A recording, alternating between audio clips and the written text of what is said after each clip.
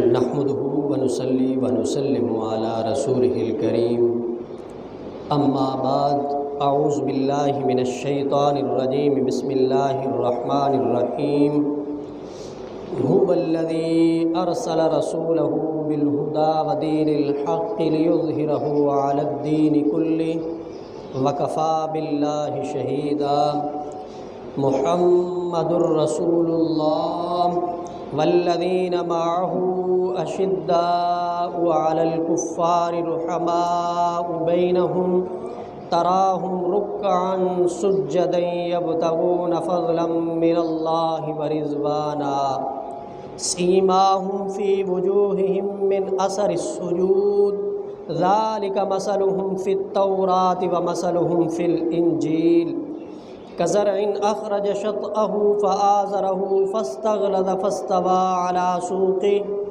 على سوقه يعجب الزراع ليغيظ بهم الكفار وعد الله الذين آمنوا وعملوا الصالحات لهم مغفرة وأجرا عظيما وقال الله في موضع آخر ولولا إذ سمعتموه قلتم ما يكون لنا أن نتكلم بهذا سبحانك هذا بهتان عظيم صدق الله العظيم یا رب صل وسلم دائما ابدا على حبیبك خیر الخلق كلهم۔ انتہائی واجب الاحترام، قابل صد احترام محترم دوستوں، بزرگوں، بھائیوں، عزیزوں، میری آواز سننے والی میری معززہ، موقرہ، صالحہ ماؤں اور بہنوں، اللہ کے بابرکت مہینے رمضان المبارک کا آج 17واں روزہ ہے۔ آج 17 رمضان المبارک ہے۔ 17 رمضان المبارک کے حوالے سے آج کی اس جمعۃ المبارک کی نشست میں میرے سامنے 2 عنوان ہیں۔ میں انشاءاللہ دونوں عنوانوں پہ اپنی معروضات پیش کروں گا۔ اللہ رب العزت سے دعا ہے کہ اللہ تعالی حق اور سچ بیان کرنے کی توفیق عطا فرمائے، اور پھر ہم سب کو سن سنا کے اس پہ عمل پیرا ہونے کی توفیق عطا فرمائے۔ معزز و محترم سامعین حضرات، 17 رمضان المبارک کو غزوہ بدر ہوا، اور دوسرا اسی 17 رمضان المبارک کو میری اور آپ کی ماں، پوری کائنات کی ماں، سیدہ طیبہ طاہرہ سیدہ عائشہ صدیقہ رضی اللہ تعالی عنہا کا یوم وصال ہے۔ آپ دنیا سے رخصت ہوئی تو 17 رمضان المبارک تھا، اور غزوہ بدر جس دن پیش آیا اس دن بھی 17 رمضان المبارک ہی تھا، اور آج بھی 17 رمضان المبارک ہے۔ تو آج کی اس نشست میں ان 2 عنوانات پہ چند ایک معروضات پیش کروں گا۔ اللہ تعالی ہمیں ان پہ عمل پیرا ہونے کی توفیق عطا فرمائے۔ پہلی بات یہ سمجھیے گا کہ غزوہ بدر کا جو معرکہ ہے، غزوہ بدر کی جو لڑائی ہے، غزوہ بدر کا جو واقعہ ہے، یہ عقیدے کی بنا پہ واقعہ پیش آیا ہے۔ یہ لڑائی عقیدے کی لڑائی ہے، یہ لڑائی نظریات کی لڑائی تھی، اور آپ تاریخ کا مطالعہ کریں، آپ کے سامنے یہ بات روزے روشن کی طرح واضح ہوگی کہ جتنے بھی انبیاء علیہم السلام نے لڑائیاں لڑی ہیں، جتنے بھی انبیاء نے جہاد کیے ہیں، وہ سارے کے سارے عقیدے اور نظریے کی بنیاد پہ کیے ہیں۔ اپنی ذاتی رنجش کی بنا پہ کسی نبی نے کوئی لڑائی بھی نہیں کی۔ غزوہ بدر جو ہے، یہ حقیقت میں حضور اکرم صلی اللہ علیہ وسلم اپنے جانثاروں کے ساتھ مل کے کفار کا ایک قافلہ تھا جو تجارت کے لیے جا رہا تھا، اس قافلے کو روکنے کے لیے آپ مدینہ منورہ سے باہر آئے۔ وہاں آپ کو پتہ چلا کہ قافلہ روانہ ہو چکا ہے، اللہ رب العزت نے وحی بھیج دی، فرمایا میرے محبوب واپس نہیں جانا، ان کفار کا پیچھا کرو اور ان کے ساتھ لڑائی لڑو، مقابلہ کرو۔ تمہیں دو خوشخبریوں میں سے ایک خوشخبری ہر صورت میں ملے گی، کفار پہ غالب آؤ گے یا اللہ تمہیں مال غنیمت عطا فرمائے گا۔ حضور علیہ الصلوۃ نے صحابہ کو وہیں پہ بٹھایا اور صحابہ کی رائے لی۔ حضرت ابو بکر صدیق رضی اللہ تعالی عنہ کھڑے ہوئے اور ایک لمبی تقریر کی، بڑی ایمان افروز تقریر تھی، بڑی پرجوش تقریر تھی، جس کا مفہوم یہ تھا کہ یا رسول اللہ صلی اللہ علیہ وسلم ہم پیچھے ہٹنے والے نہیں ہیں، آپ اشارہ کریں، ہم آپ کے ساتھ مل کر لڑنے کے لیے تیار ہیں، جہاں آپ کہتے ہیں وہاں ہم جانے کے لیے تیار ہیں۔ تقریر مکمل ہوئی، حضرت ابو بکر صدیق بیٹھ کے، حضور نے خاموشی اختیار فرمائی، جواب کوئی نہیں دیا۔ حضرت مقداد بن اسود رضی اللہ تعالیٰ عنہ کھڑے ہوئے، انہوں نے اپنی ایک تقریر کی اور تقریر میں انہوں نے یہ کہا کہ یا رسول اللہ صلی اللہ علیہ وسلم ہم قوم بنی اسرائیل کی طرح نہیں ہیں، جنہوں نے اپنے نبی سے یہ کہا تھا کہ موسیٰ تم جانو اور تمہارا خدا جانے، تم خود یہ لڑائی لڑو، ہم تمہارے ساتھ شامل نہیں ہوں گے۔ یا رسول اللہ ایسی بات نہیں ہے، آپ قدم بڑھائیں، ہم آپ کے ساتھ ہیں، جس سے آپ کہیں گے، جہاں کہیں گے، جس طرح کہیں گے، ہم اس سے لڑنے کے لیے تیار ہیں۔ حضور علیہ الصلوۃ نے خاموشی اختیار فرمائی۔ حضرت سعد بن معاذ رضی اللہ تعالیٰ عنہ کھڑے ہوئے، یہ مدینہ منورہ کے سردار تھے، انصار کے سردار تھے، کھڑے ہوئے عرض کرنے لگے یا رسول اللہ صلی اللہ علیہ وسلم جو آپ کی منشا ہے، جو آپ کی خواہش ہے، جو آپ چاہتے ہیں، میں اس کی ترجمانی کرنے کے لیے تیار ہوں۔ آپ یہ چاہتے ہیں کہ انصار میں سے مجھے تائید حاصل ہو، انصار والے اس بات کا اظہار کریں کہ وہ میرے ساتھ جانے کے لیے تیار ہیں۔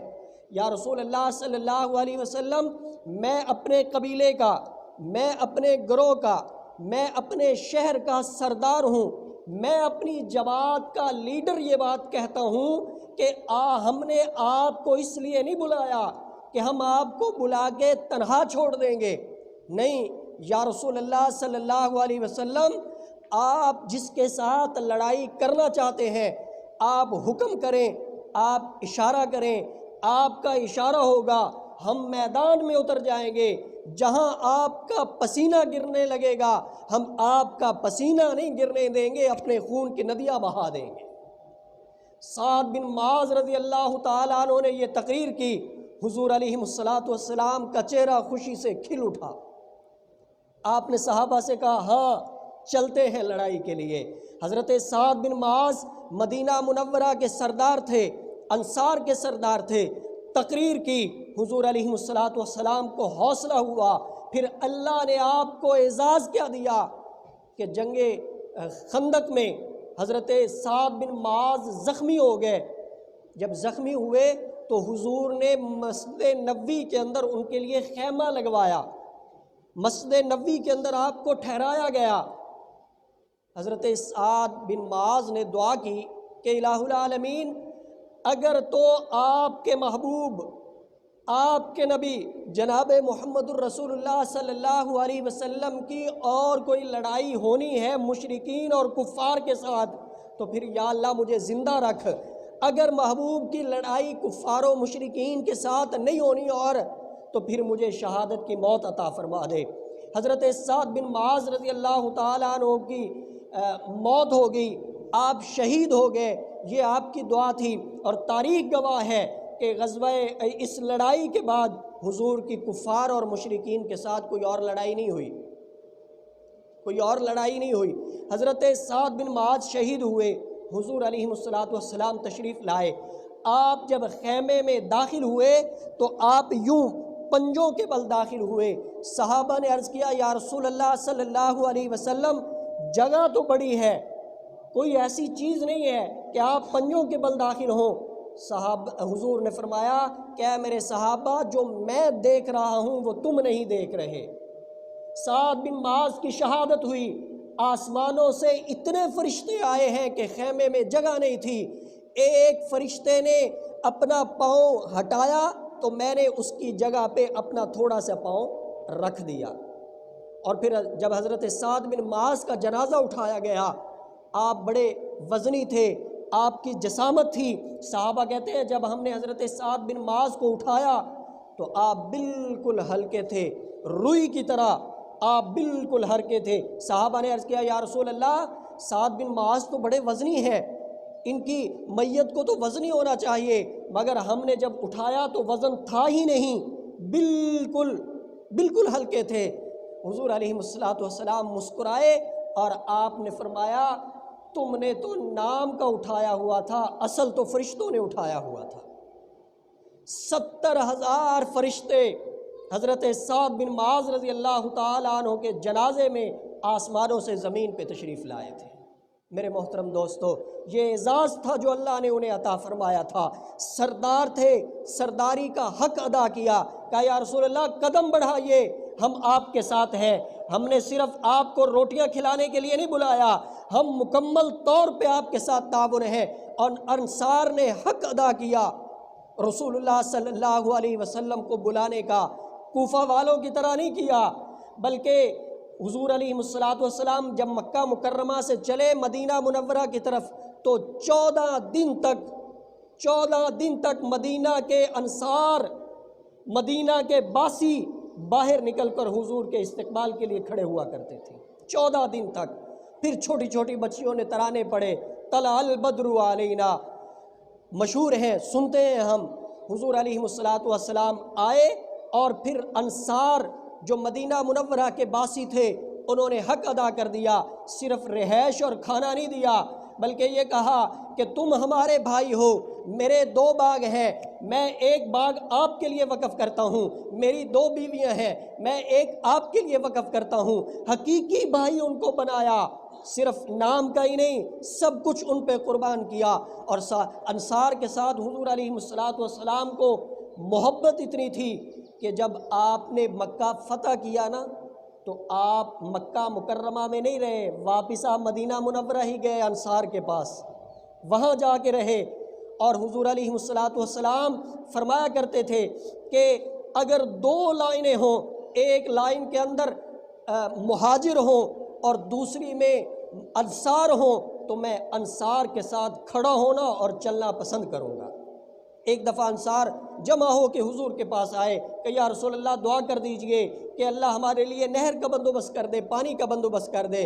حضور علیہ السلام نے فرمایا کہ میں تمہیں نہر سے اچھی چیز نہ دے دوں؟ یا رسول اللہ کیوں نہیں؟ سارے انصار خوش کہ آج اللہ کے نبی وجد میں ہے، آج جوش میں ہے، آج بہت کچھ ملے گا، جو مانگا جائے گا ملے گا۔ اللہ کے پیغمبر صلی اللہ علیہ وسلم نے ہاتھ اٹھا دیے اور دعا کی کہ اللہ انصار کو بخش دے، انصار کے بیٹوں کو بخش دے، انصار کے بیٹوں کے بیٹوں کو بخش دے، انصار کی بیویوں کو بخش دے، انصار کے پورے خاندان کو بخش دے۔ یہ حضور علیہ السلام کی دعا تھی۔ انصار نے حق ادا کیا۔ حضور علیہ السلام وہاں سے چلے بدر کے میدان میں۔ آپ بدر کے میدان میں پہنچے تو بدر کے میدان میں 2 طرح کی زمین تھی، ایک ریتلی زمین تھی جو ہموار بھی نہیں تھی اور دوسری ہموار زمین تھی پکی، کفار نے جہاں پہ وہاں جا کے اپنا قبضہ کر لیا۔ مسلمان جب گئے، اللہ کے نبی اپنے لشکر کے ساتھ گئے تو ریتلی زمین تھی اور ہموار بھی نہیں تھی اور زمین بھی کوئی نہیں تھی، وہیں پہ اپنا پڑاؤ کیا۔ 70 اونٹ 2 گھوڑے، 70 اونٹ 2 گھوڑے اور مجاہد کتنے؟ 313۔ مقابلے میں کتنا لشکر؟ 1000 کا۔ ساز و سامان بھی وسیع مقدار میں ان کے پاس موجود ہے، زادے راہ بھی ان کے پاس وافر مقدار میں موجود ہے اور فوجی بھی ان کے زیادہ ہے۔ لیکن یہاں محمد الرسول اللہ کے سپاہی ہیں، انہوں نے کسی بات کی کوئی پرواہ نہیں کی۔ اللہ کا حکم آ گیا ہے، لڑنا ہے، دشمن سے بھڑنا ہے، ٹکرانا ہے، ٹکرا دیے۔ حضور علیہ الصلوۃ نے پڑاؤ ڈالا، ایک چھپر آپ کے لیے تیار کیا گیا، حضور اس کے نیچے تشریف لے گئے اور حضور نے سر سجدے میں رکھ دیا، اللہ کے سامنے آہوزاری شروع کر دی، آنکھوں سے آنسو بہانے شروع کر دیے، دعا کی کہ اللہ یہ چند ایک میرے سپاہی ہیں، چند ایک میرے ماننے والے ہیں، اے اللہ آج اگر انہیں کچھ ہو گیا تو پھر آج کے بعد اس دھرتی پہ تیرا نام و نشان لینے والا کوئی نہیں رہے گا۔ حضور علیہ السلام ساری رات روتے رہے، یہاں تک کہ سیدنا صدیق اکبر رضی اللہ تعالی عنہ آئے اور آگے عرض کرنے لگے، یا رسول اللہ صلی اللہ علیہ وسلم بس کیجئے، ہم نے اللہ کی مدد نصرت کو اترتے ہوئے اپنی آنکھوں سے دیکھ لیا ہے۔ ہوا چلی، صاحب حضرت علی رضی اللہ تعالیٰ عنہ عرض کرنے لگے، یا رسول اللہ اتنی تیز ہوا؟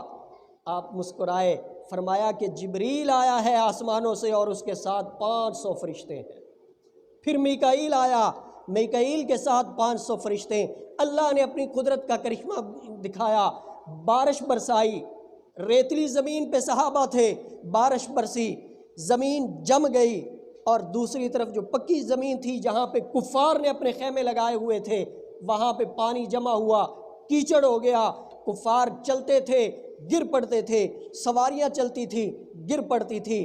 خیر بدر کا میدان سج گیا، ایک طرف کفار دوسری طرف مسلمان، ایک طرف کفار دوسری طرف مسلمان، ایک طرف رب کے نہ ماننے والے، دوسری طرف رب کے سامنے جھکنے والے، ایک طرف محمد الرسول اللہ کے منکر اور دوسری طرف محمد الرسول اللہ پہ جان قربان کرنے والے۔ نہ ماننے والوں کی تعداد زیادہ ہے، ماننے والوں کی تعداد کم ہے، نہ ماننے والوں کو بھروسہ اپنی تلوار پہ ہے، ماننے والوں کو بھروسہ اللہ کی ذات پہ ہے۔ حضرت عبد الرحمن بن عوف کہتے ہیں، یہ بوڑھے مجاہد تھے، محمد الرسول اللہ کے بوڑھے سپاہی تھے، کہتے ہیں صف بندی ہو رہی تھی، میں کھڑا ہوا تو میرے ساتھ چھوٹے چھوٹے 2 بچے آ کے کھڑے ہو گئے، ایک کا نام معاذ اور دوسرے کا نام معوذ، کھڑے ہو گئے، اور میں دل ہی دل میں یہ سوچ رہا تھا کاش میرے ساتھ کوئی نوجوان کھڑے ہوتے جو میرے ساتھ تعاون کرتے لڑائی میں۔ یہ بچے کھڑے ہو گئے ہیں، یہ میرے ساتھ کیا تعاون کریں گے؟ بچے ہیں، تلواریں بھی ان سے نہیں پکڑی جا رہی۔ اتنے میں ایک بچے نے یوں کرتے سے پکڑا، نیچے کیا، کہا چچا ایک بات پوچھنا چاہتا ہوں، بتائیں گے؟ کہ پوچھو۔ کہ سنا ہے کہ ایک ابو جہل نامی شخص ہے جو ہمارے نبی کو گالیاں نکالتا ہے، چچا جب وہ سامنے آئے گا تو تم مجھے بتا دیجئے گا اشارے سے، اور ساتھ میں یہ بات کہی کہ اس بات کا میرے بھائی کو پتہ نہ لگنے دینا دوسرے کو، کہ میں خود یہ مارکا ماروں گا، میں خود اس دشمن کا سر تن سے جدا کروں گا۔ اتنے میں دوسرے نے یوں کرتے سے پکڑا، چچا بات سننا۔ چچا نے یوں گردن نیچے کی، چچا میں نے سنا ہے کہ ہمارے نبی کا ایک دشمن ہے ابو جہل نامی، وہ ہمارے نبی کو گالیاں نکالتا ہے، جب وہ میدان میں آئے تو مجھے اشارے سے بتا دیجئے گا، میں اس کے ساتھ نپٹوں گا، اور میرے بھائی کو نہ یہ بتانا۔ آپس میں چھوٹے چھوٹے داؤ لگا رہے ہیں کہ میں ہی یہ کام کروں، دوسرا نہ کرے۔ اتنے میں کفار کی صف بندی ہو گئی، ابو جہل آ گیا سامنے۔ حضرت عبد الرحمن بن عوف کہتے ہیں کہ میں نے اشارے سے بتایا کہ وہ ہے ابو جہل محمد الرسول اللہ کا دشمن۔ میرا بتانا تھا کہ دونوں بچے بھاگے، تلواریں اٹھائی نہیں گئی ان سے، بھاگے، یوں تلواریں زمین کے ساتھ گھسٹتی چلی جا رہی ہیں۔ ابو جہل گھوڑے پہ سوار تھا، ایک نے جا کے گھوڑے کی ٹانگوں پہ وار کیا، دوسرے نے ابو جہل کی ٹانگ پہ وار کیا، ابو جہل دھڑل سے زمین پہ جا گرا۔ اتنے میں ابو جہل کا بیٹا اکرمہ جو اس وقت مسلمان نہیں ہوا تھا وہ آیا، اس نے آگے بچے کے بازو پہ وار کیا تو بازو کٹ گیا، صرف ایک تسمہ، ایک ناڑ جو ہے وہ رہ گئی، بازو کٹ کے گرا نہیں زمین پہ۔ اس ننھے بچے نے جذبہ شہادت اور جذبہ جہاد اتنا تھا، محمد الرسول اللہ سے محبت اتنی تھی کہ پرواہ نہیں کی کہ میرا بازو کٹ گیا ہے، بازو کو یوں پیچھے اپنی گردن کے پیچھے اپنی کمر کے ڈال لیا اور لڑتے رہے۔ جب دیکھا کہ یہ میرا بازو رکاوٹ دے رہا ہے، یہ دشمن سے لڑنے میں حائل ہو رہا ہے، تو بازو کو یوں ہاتھ کو نیچے پاؤں کے رکھا، زور سے کھینچا، بازو کو الگ کر کے پھر میدان میں اتر گئے اور دشمن سے لڑتے رہے۔ ابو جہل کو مارنے کے لیے نیچے زمین پہ گرا، حضور علیہ السلام کو پتہ چلا، آپ نے حضرت عبداللہ بن مسعود کو بھیجا، حضرت عبداللہ بن مسعود گئے، اس کی گردن کاٹنے لگے تو بدبخت اتنا تھا، کہنے لگا کہ تھوڑی نیچے سے کاٹنا تاکہ پتہ چلے کہ سردار کی گردن ہے۔ حضرت عبداللہ بن مسعود نے آ کے یہ واقعہ حضور علیہ السلام کو سنایا تو حضور نے فرمایا کہ میری امت کا فرعون ابو جہل جو ہے یہ موسیٰ کے فرعون سے بڑا فرعون ہے، اتنا بدبخت کہ مرتے ہوئے بھی یہ کہہ رہا ہے کہ گردن نیچے سے کاٹنا تاکہ پتہ چلے کہ سردار کی گردن ہے۔ میرے محترم دوستو، اور مرتے ہوئے یہ کہہ رہا تھا کہ افسوس تو مجھے اس بات کا ہے کہ مجھے بدوؤں کے بچوں نے مارا ہے، کاش مجھے کوئی سردار مارتا، کاش مجھے کوئی سردار مارتا، افسوس اس بات کا ہے کہ مجھے ان دو بچوں نے مارا ہے۔ میرے محترم دوستو، یہ جو مارکہ ہوا، اس مارکے میں ایک اور دشمن اسلام تھا جس کا نام ابی بن خلف تھا، یہ اس لڑائی میں آ نہیں رہا تھا، ابو جہل زبردستی سے لے کے آیا، اکسا کے کہ سرداروں کے لڑائی سے پیچھے بھاگتا ہے، یہ نہیں آ رہا تھا، اس کے پیچھے ایک وجہ ہے، وجہ یہ ہے کہ حضرت عاتقہ انہوں نے ایک خواب دیکھا مکہ میں، خواب یہ دیکھا کہ ایک شخص گھوڑے پہ سوار مکہ میں آ کے اعلان کرتا ہے کہ تمہارا قافلہ لوٹ لیا گیا، تمہارے بندے مار دیے گئے۔ یہ خواب انہوں نے جب سنایا تو لوگوں کے ذہنوں میں یہ خواب تھا، اور جب بدر کا مارکہ سجنے لگا تو ان سب کے ذہنوں میں یہ بات آ گئی، ابی بن خلف کے ذہن میں بھی یہ بات تھی، اس لیے وہ نہیں جا رہا تھا۔ اور پھر ہوا یہ تھا کہ ایک مرتبہ اس نے ایک گھوڑا پالا ہوا تھا، اس کی مالش کر رہا تھا، حضور قریب سے گزرے تو کہنے لگا کہ یہ گھوڑا میں نے آپ کے لیے پالا ہے، اس پہ سوار ہو کے میں آپ کو قتل کروں گا۔ حضور علیہ السلام نے فرمایا انشاءاللہ میں ہی تمہیں قتل کروں گا۔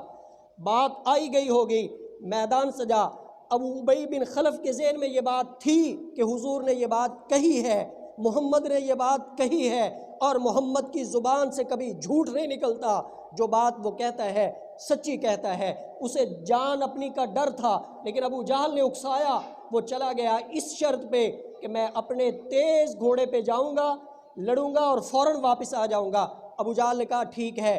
جب میدان میں آیا، حضور کے سامنے سے آ رہا تھا، حضور علیہ السلام کے ہاتھ میں تلوار نہیں تھی، ساتھ ایک صحابی کھڑے تھے، ان کے پاس چھڑی تھی، حضور نے صحابی کے ہاتھ سے چھڑی پکڑی اور اس کی طرف یوں گھمائی، اس کی گردن پہ ذرا سی چھڑی لگ گئی، جب تک جنگ ہوتی رہی تب تک وہاں بلبلاتا رہا، واپس آیا تو سارے رستے چیختا رہا، ہائے میں مر گیا، ہائے میں لٹ گیا، ہائے میں مر گیا، ہائے میں مر گیا، ہائے مجھے تکلیف۔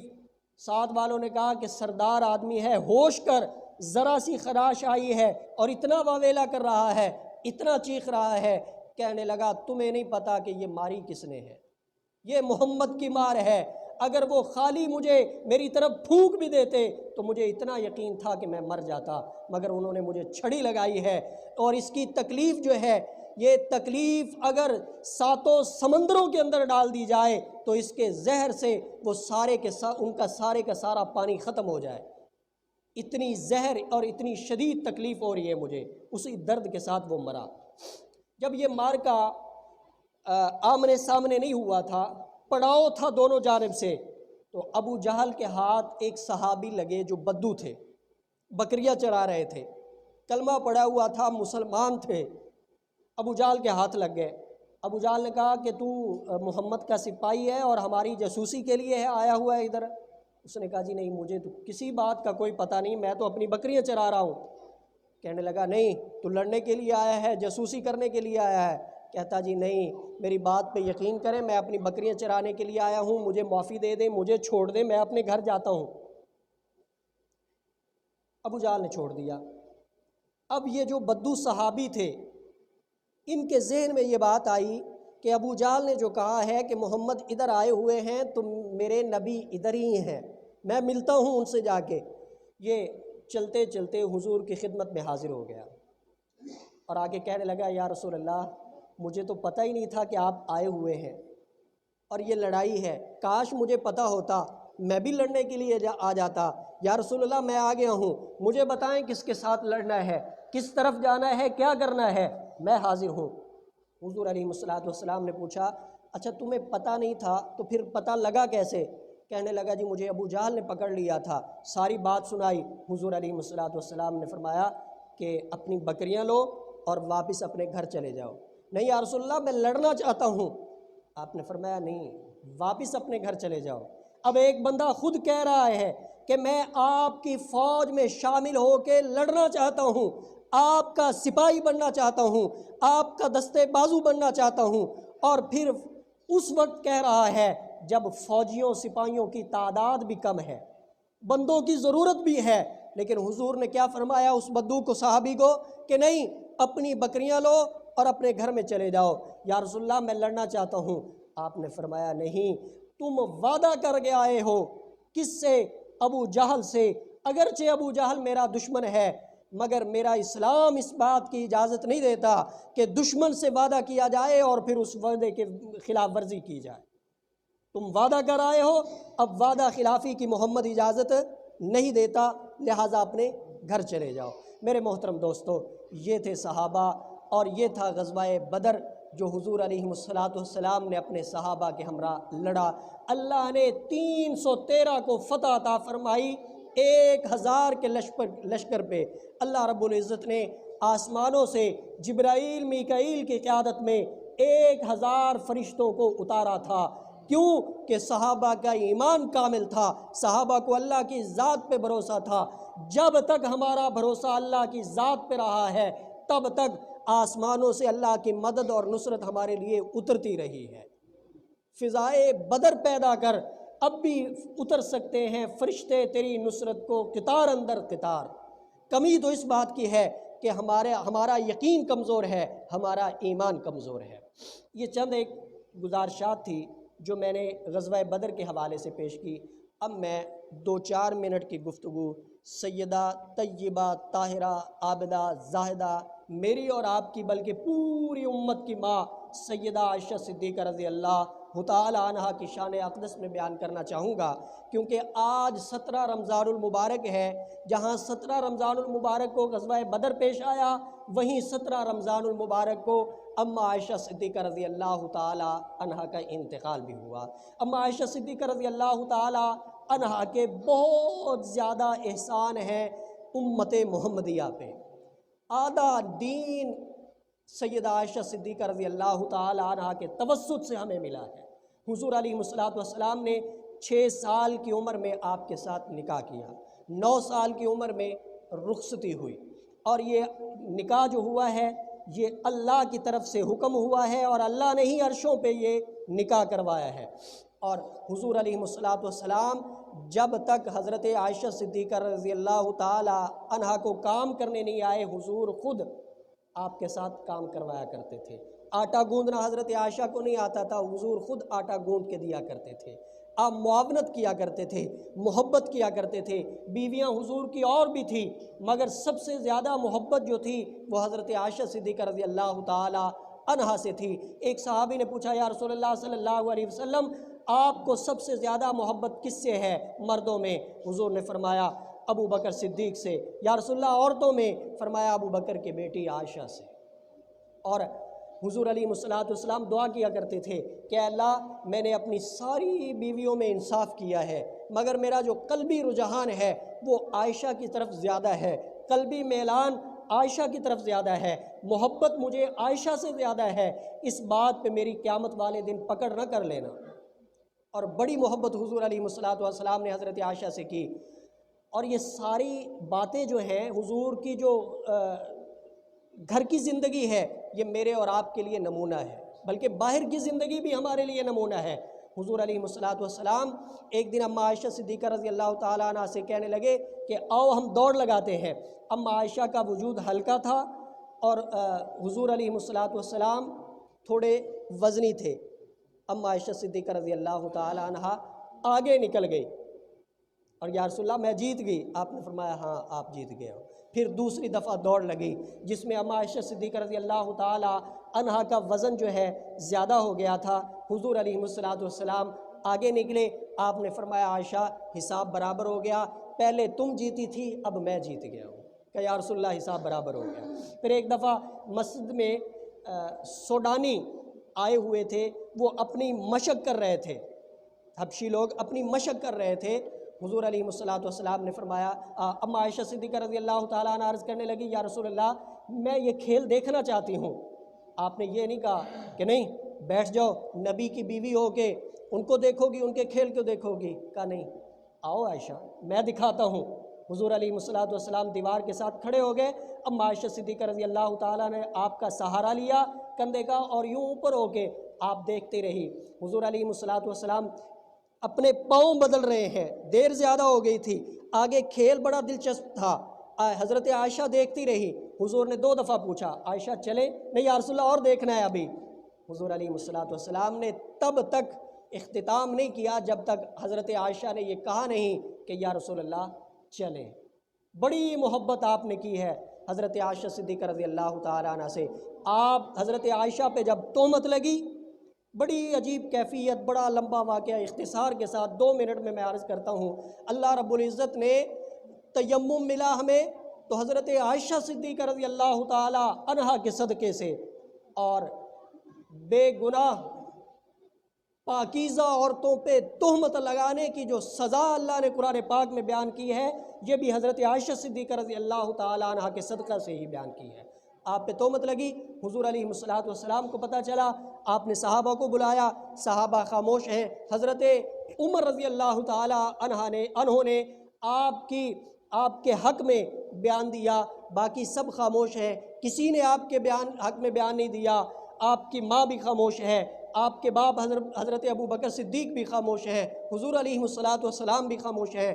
اماں نے عرض کیا یا رسول اللہ میں اپنے امی ابو کے گھر جانا چاہتی ہوں. حضور علیہ السلام پہلے پوچھتے تھے کیا کرنے جانا ہے, کتنے دن رہنا ہے, کب واپس آؤ گی, لیکن اس دفعہ حضور نے کوئی بات نہیں کی. آپ نے کہا ٹھیک ہے. اماں کہتی میرا کلیجہ پھٹ گیا کہ ایک جرم میں نے کیا ہی نہیں مگر اس کی سزا مل رہی ہے. میرا شوہر مجھ سے رخ پھیر رہا ہے, اس کے ذہن میں میرے متعلق بات ہے. یہ لفظوں کا جو زہر ہوتا ہے یہ دوسرے زہر سے کئی گنا خطرناک ہوتا ہے. میں آپ کے متعلق کسی کو بتا دوں, افسوس اس بات کا ہے, المیہ اس بات کا ہے کہ تحقیق کوئی بھی نہیں کرتا, سنی سنائی بات پہ یقین کر لیا جاتا ہے. جبکہ میرے اور آپ کے نبی جناب محمد رسول اللہ صلی اللہ علیہ وسلم نے فرمایا کہ آدمی کے کفا بالمرء کذبا ان یحدث بکل ما سمع, کہ آدمی کے جھوٹا ہونے کے لیے اتنا ہی کافی ہے کہ وہ ہر سنی سنائی بات کو آگے کرتا چلا جائے.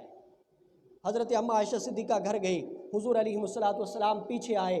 آپ نے حضرت ابو بکر صدیق رضی اللہ تعالی عنہ کے پاس بیٹھے ہوئے آپ کی والدہ حضرت ام رومان جو حضرت عائشہ کی والدہ تھی ان کی موجودگی میں حضرت عائشہ سے کہا کہ اگر گناہ ہوا ہے تو اللہ سے معافی مانگ لو, اللہ معاف کر دے گا, اگر نہیں ہوا تو اللہ تمہاری برات میں کوئی نہ کوئی فیصلہ کر دے گا. اب عائشہ صدیقہ رضی اللہ تعالیٰ عنہ فرمانے لگی اگر میں یہ کہوں کہ میں نے یہ جرم نہیں کیا تو میری بات پہ کوئی یقین نہیں کرے گا, کیونکہ فضا اس طرح کی چل پڑی ہے, ہوا اس طرح کی چل پڑی ہے, میری بات پہ کوئی یقین نہیں کرے گا. باقی میں جھوٹ بولوں گی نہیں, میں اپنے لیے وہی کہتی ہوں جو یوسف علیہ السلام کے باپ حضرت یعقوب نے کہا تھا. حضرت عائشہ رضی اللہ تعالی عنہا پریشان اتنی تھی کہ پریشانی کے عالم میں یوسف علیہ السلام کے باپ یعقوب کا نام ہی بھول گیا, اور یہ کہا کہ جو ابو یوسف نے کہا تھا, کیا کہا تھا, فصبر جمیل واللہ المستعان علی ما تصفون, میں اپنا فیصلہ اللہ کی ذات پہ چھوڑتی ہوں, صبر کرتی ہوں, اللہ میری مدد کرے گا. حضور علیہ السلام بیٹھے ہیں, ابھی مجلس برخاست نہیں ہوئی کہ آسمانوں سے جبریل آ گیا, حضور پہ وحی کے اثرات ظاہر ہوئے. حضور علیہ السلام نے اپنا سر اقدس اٹھایا, یوں پیشانی سے اپنے پسینے کو پونچھا اور مسکراتے ہوئے سیدہ عائشہ کی طرف دیکھا اور کہا کہ اللہ نے تمہاری برات کے لیے آسمانوں سے جبرائیل کے ذریعے قرآنی آیات اتار دی ہیں. حضرت عائشہ کہتی ہیں کہ مجھے یہ تو یقین تھا کہ اللہ میری برات کا اعلان کرے گا، مگر اتنا نہیں تھا، اتنا ضرور تھا کہ یا حضور کو الہام ہو جائے گا، یا جبرائیل کے ذریعے بتا دیا جائے گا، یا حضور علیہ الصلوۃ والسلام کو کوئی خواب کے ذریعے بتا دیا جائے گا، مگر یہ تو میں نے سوچا ہی نہیں تھا کہ اللہ میری برات کے لیے قرآن اتارے گا۔ وَلَوْلَا إِذْ سَمِعْتُمُوهُ قُلْتُم مَّا يَكُونُ لَنَا أَن نَّتَكَلَّمَ بِهَٰذَا سُبْحَانَكَ هَٰذَا بُهْتَانٌ عَظِيمٌ۔ اللہ نے کہا کہ جب آپ نے یہ بات سنی تبھی آپ نے کیوں نہیں کہہ دیا کہ یہ تو بہتان ہے، یہ تو بہتان ہے، تبھی کیوں نہیں کہہ دیا؟ اللہ نے برات کے لیے آیات اتاری۔ یہ حضور سے حضرت عائشہ کی محبت تھی کہ جب قرآنی آیات نازل ہوئی، آپ کی برات کا اعلان ہو گیا، تو ام رومان جو حضور حضرت عائشہ کی ماں ہے کہنے لگی بیٹی اٹھو اور اپنے شوہر کا شکریہ ادا کرو۔ تو حضرت عائشہ صدیقہ رضی اللہ تعالی عنہ عرض کرنے لگی اماں جان میں حضور کا شکریہ کیوں ادا کروں، میں تو اس کا شکریہ ادا کروں گی جس نے میری برات کے لیے قرآنی آیات اتاری ہیں، اللہ کا شکریہ ادا کروں گی۔ اور اللہ رب العزت نے کیا فرمایا؟ والذین یرمون المحصنات الغافلات المؤمنات لعنوا فی الدنیا والآخرہ، کہ جو پاک باز عورتوں پہ، جو با پردہ باحیا دیندار نیک عورتوں پہ تہمت لگائے، دنیا میں بھی اس پہ لعنت ہے اور آخرت میں بھی اس پہ لعنت ہے۔ اس لیے اس معاملے میں ہمیں احتیاط کرنی چاہیے، سنے سنائی نہیں کہہ دینا چاہیے کہ فلاں ایسا فلاں ایسا فلاں ایسا، جب تک ہم اپنی آنکھوں سے دیکھ نہ لیں۔ اور زنا کے متعلق یہ ہے کہ دو گواہی نہ دے دیں تب تک یہ جرم ثابت نہیں ہوتا۔ لیکن ہمارے ہاں تو الٹ ہی روش چل گئی، کسی کے متعلق سنا تو فوراً ہم نظریہ قائم کر لیتے ہیں، باتیں قائم کر لیتے ہیں، کہانیاں بنانا شروع کر دیتے ہیں۔ یاد رکھیے قرآن کہتا ہے جس نے کسی پاک باز عورت کے اوپر تہمت لگائی، دنیا میں بھی اس پہ لعنت ہے، آخرت میں بھی اس پہ لعنت ہے۔ پہلی بات تو یہ ہے کہ کسی کے جرم کو اچھالنا نہیں چاہیے، پتہ لگ جائے، تسلی ہو جائے، تحقیق ہو جائے تو چھپانا چاہیے، کیونکہ اللہ کے نبی صلی اللہ علیہ وسلم نے فرمایا جو کسی مسلمان کے عیب کو، برائی کو چھپائے گا، پردہ ڈالے گا، اللہ اس کے عیبوں پہ پردہ ڈالے گا۔ جو کسی کی برائی کو اچھالے گا، اللہ اس کی برائیوں کو اچھالے گا۔ تو دنیا مکافات عمل ہے، جیسا کسی کے لیے کریں گے ویسا ہمارے لیے ہوگا۔ جو کہا سنا ہے اللہ اس پہ عمل کی توفیق عطا فرمائے۔ آمین۔ وآخر دعوانا ان الحمدللہ رب العالمین۔